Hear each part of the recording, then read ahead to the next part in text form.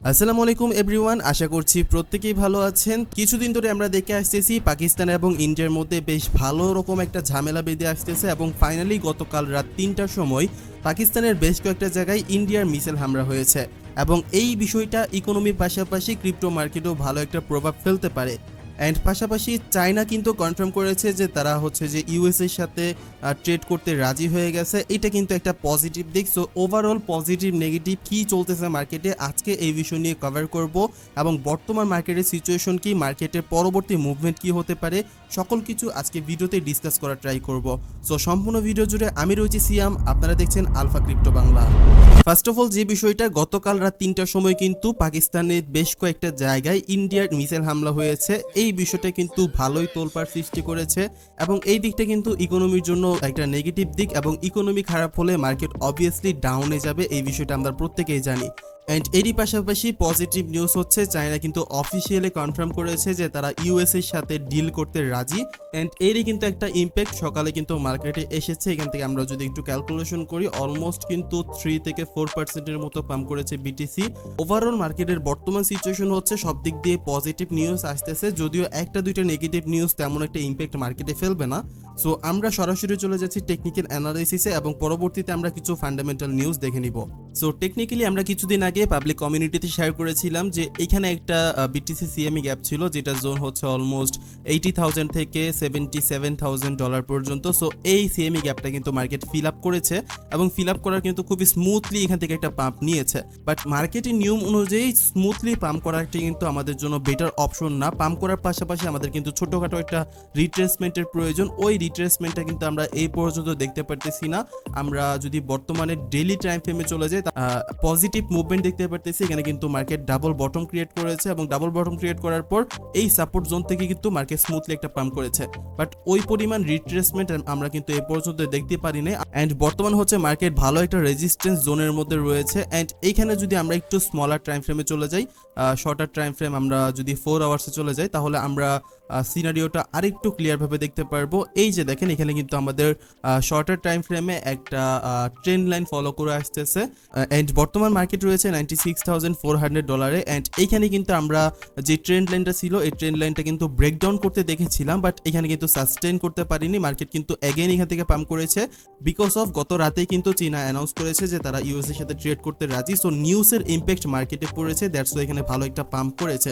So এখন মার্কেটে দুইটা সিনারিও ঘটতে পারে, হয় মার্কেট এখানে রিট্রেস করে এখান থেকে পাম্প করতে পারে, অথবা এইটা ব্রেকডাউন করে এখানে কিন্তু মার্কেট নিচের সাইডে এই যে $92,000 আসতে পারে। সো এইটা কেন বলেছি, এর পিছনে বেশ কয়েকটা রিজন আছে।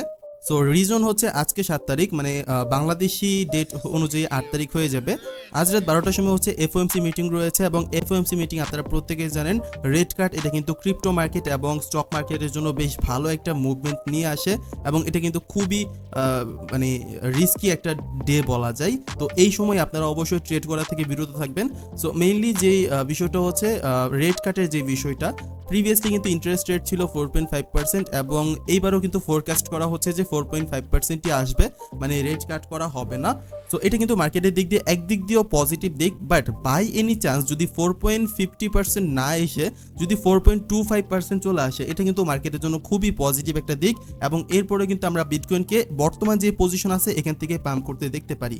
বাট আমি যে বিষয়টা বলেছি যে মার্কেট নিচে আসতে পারে, এইটার বেশ কয়েকটা রিজন হচ্ছে এফওএমসি মিটিংয়ের সময় দেখা যায় যে মার্কেটে বেশ ভালো একটা ম্যানিপুলেশন তৈরি হয় এবং দেখা যায় $10,000 থেকে $12,000 আপসাইড ডাউনসাইড মুভমেন্ট হয়। তো সেই ক্ষেত্রে $92,000 যে সাপোর্টটা রয়েছে সেই সাপোর্টটা কিন্তু টেস্ট করতে পারে। সো যদি ইন্টারেস্ট রেটের পজিটিভ কোনো নিউজ আসে, আই থিঙ্ক মার্কেট এখান থেকে পাম্প করতে পারে ডিরেক্টলি। অ্যান্ড আদারওয়াইজ যদি নিউট্রাল অথবা নেগেটিভ কোনো নিউজ আসে থেকে মার্কেটে যে $92,000 আসতে পারে। এর আরেকটা রিজন হচ্ছে আমরা এখান থেকে যদি লিকুইডেশন দেখি, $92,000 উপরে কিন্তু বেশ কয়েকটা লিকুইডিটি পড়ে আছে। অ্যান্ড মার্কেট কখনোই লিকুইডিটি ছেড়ে কিন্তু পাম্প করতে চায় না, দ্যাটস ওয়াই এখানে কিন্তু মার্কেট আসতে পারে এবং এখান থেকে সাডেনলি মার্কেট এখানে এসে ডিরেক্টলি আবার এখানে আপার সাইডে চলে যেতে পারে। পাশাপাশি আমরা যদি বিটিসি ডোমিনেন্সের দিকে একটু খেয়াল করি, বিটিসি ডোমিনেন্সের আমরা এখানে উইকলি টাইম ফ্রেমে চলে যাই।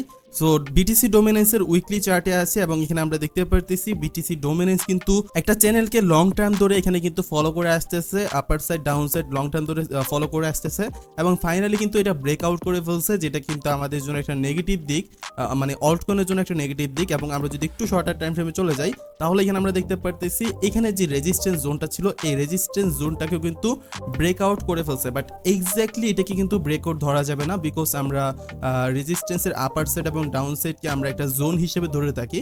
সো যেহেতু এখানে ডেইলি টাইম ফ্রেমে ব্রেকআউট করছে, সো উইকলি টাইম ফ্রেমে সিনারিওটা একটু আলাদা হতে পারে এটা একটা উইক হয়ে যেতে পারে। সো এই ক্ষেত্রে বেশ কয়েকটা বিষয় এখানে ইম্প্যাক্ট করতে পারে। পাশাপাশি আমরা যদি এখান থেকে আদার্স কিছু কয়েন দেখে ইথেরিয়াম, ডট, নিও, এলটিসি এবং প্রত্যেকটা অল্ট